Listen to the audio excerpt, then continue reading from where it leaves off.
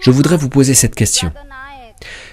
Si le Coran est la parole de Dieu, et si l'islam est vraiment le mode de vie, alors pourquoi, pour quelles raisons les gens prennent autant de temps pour l'accepter? Pourquoi les gens prennent tellement de temps pour accepter l'islam? La sœur a posé une très bonne question. Si le Coran est la parole de Dieu, et si l'islam est la vraie religion, alors pourquoi les gens prennent tellement de temps pour l'accepter? Ma sœur, ce n'est pas toujours facile à suivre le droit chemin. La perception de chaque personne est différente. Par exemple, une personne qui ne suit pas l'islam, elle pourrait se dire, si j'accepte l'islam, je devrais arrêter de boire de l'alcool. Et je ne peux pas sortir avec des filles. Donc, cela lui empêche d'accepter l'islam. Et il peut penser que l'islam est bon, mais il ne peut pas arrêter de boire de l'alcool. Ou peut-être qu'il peut paraître inconcevable d'arrêter de manger du porc, ou d'arrêter de sortir avec les filles.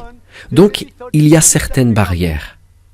Et peut-être qu'une personne qui ne boit pas d'alcool, qui ne mange pas de porc, peut-être que cette personne peut penser, si j'accepte l'islam, cela veut dire que les 40 premières années de ma vie, j'étais un fou. Et il n'accepte pas l'islam.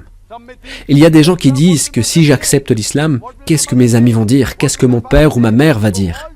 Donc, il y a des barrières. Seulement, si vous surmontez ces obstacles, vous pouvez accepter la vérité. Donc, vous devez vous rendre compte que le message de l'islam est très clair et logique. Mais il y a aussi des autres choses dans ce qui peut être des barrières, des barrages. Une personne doit être forte. Si c'est la vérité, je vais l'accepter. Même si je dois quitter mes amis non musulmans. Et, ma sœur, crois-moi, c'est juste une perception. Je connais beaucoup de non-musulmans qui ont accepté l'islam et ils ont toujours leurs anciens amis. Les gens me disent « Zakir, ne parlez pas d'islam aux non-musulmans, sinon tu perdras tes amis non-musulmans. » J'ai aussi des amis non-musulmans qui m'apprécient. Comme vous êtes non-musulmane, mais vous m'appréciez. Et mon travail est de présenter la vérité.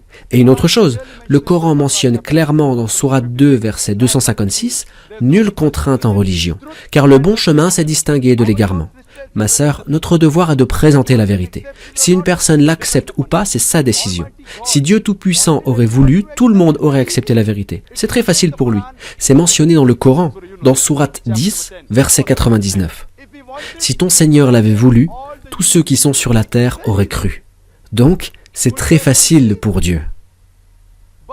Mais dans ce cas, où est le test?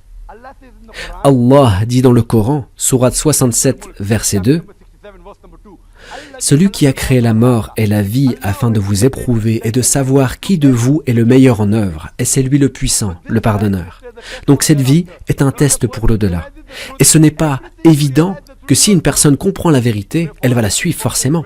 Il y a des gens qui suivent 80% ou 90%, mais il y a très peu de gens qui suivent 100%. Même les musulmans ne suivent pas 100%.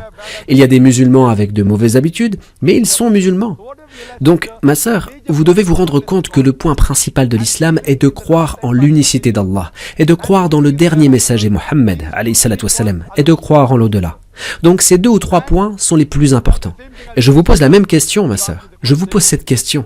C'est quoi qui vous empêche d'accepter la vérité? Docteur Zakir Naik, je voudrais vous dire que ici, j'accepte l'islam et répète La ilaha illallah Muhammadar Rasulallah. La ilaha illallah Muhammadar Rasulallah. Mashallah, ma sœur. Qu'Allah vous bénisse et vous accorde Jannah, le paradis. On vous accueille dans l'islam.